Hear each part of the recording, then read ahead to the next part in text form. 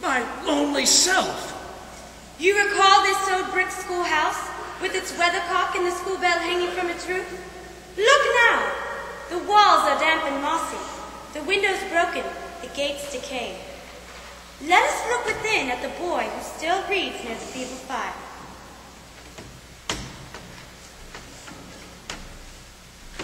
Poor boy. Poor lonely boy.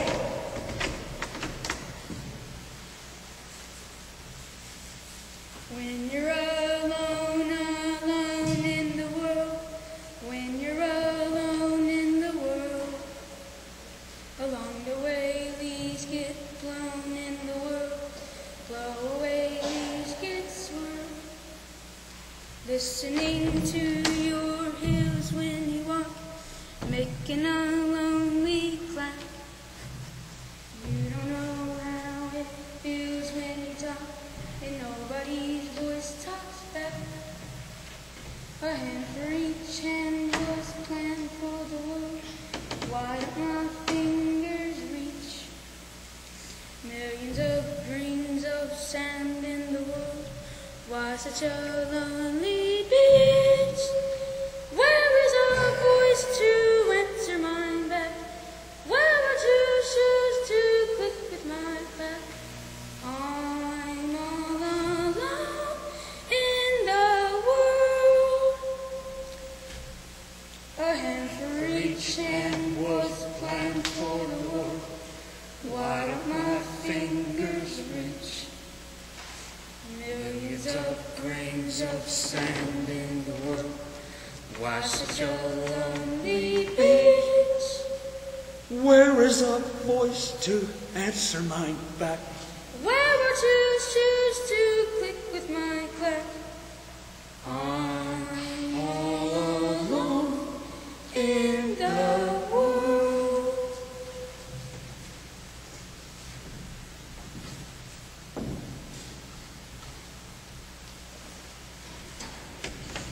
It was that day my little sister Fan came with the happy news that she had persuaded my father to let me come home for Christmas.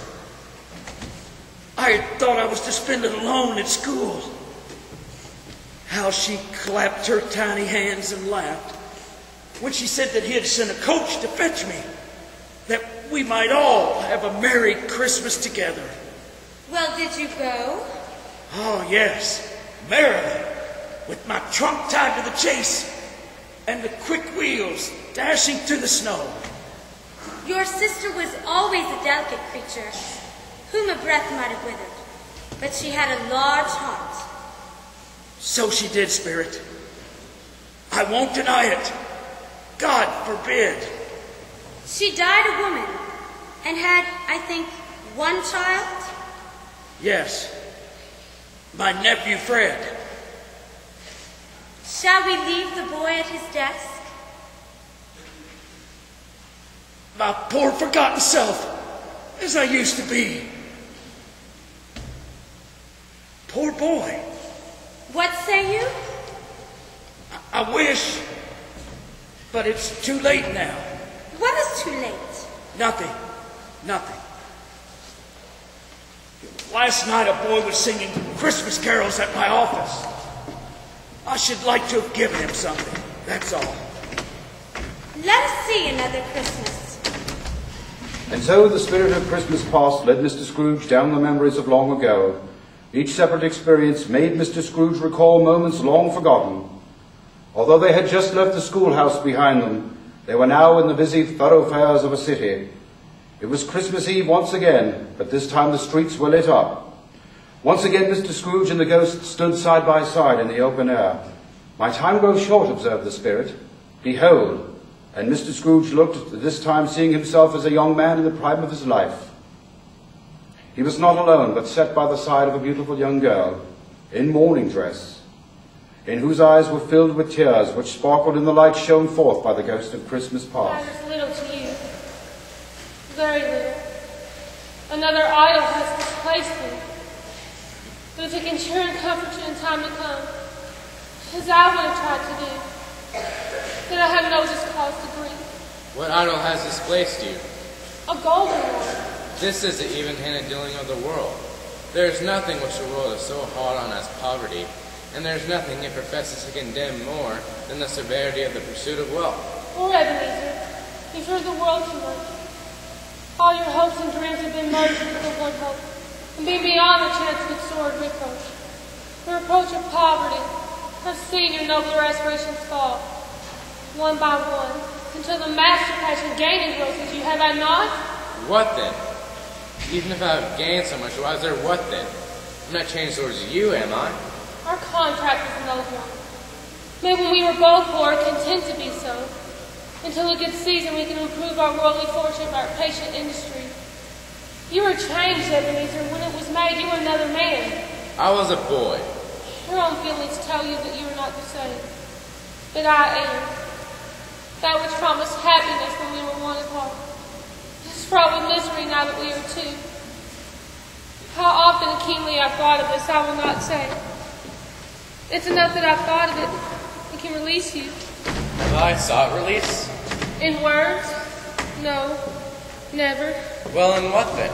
In a changed nature, an altered spirit, in anything that made my love of any worth or value in your sight. Tell me, if this had never been before us, would you try to seek me out and win me now? No. You think not? I would gladly think otherwise if I could. Heaven knows I would. But if you were free today, tomorrow, and even I believe that you were just a dowerless girl, who you in your very confidence with her would weigh everything by gain. Or even if you should, do I not know the regret that surely follow? I do. There was a time when I was sure that you and I were truly one, and our future was forever and would never come undone. And we came so close to being close, and though you cared for me, there's distance in your eyes tonight, so we're not meant to be. The love is gone, the love is gone, the sweetest dream that we have never known. The love is gone, the love is gone. I wish you well, but I must leave you now alone. There comes a moment in your life, like a window when you see your future now before you, and how perfect life can be. Then adventure calls and all the voices pulling you away.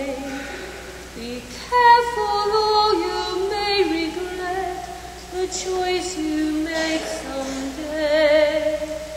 When love is gone, when love is gone, the sweetest dream that we have never known. The love is gone, the love is gone. I wish you well, but I must leave you now alone. It was almost love, it was almost always, it was like a fairy tale. Live out in love, yes, so free, so free. And yes, some dreams fall through. And yes, the time has come for us to say goodbye.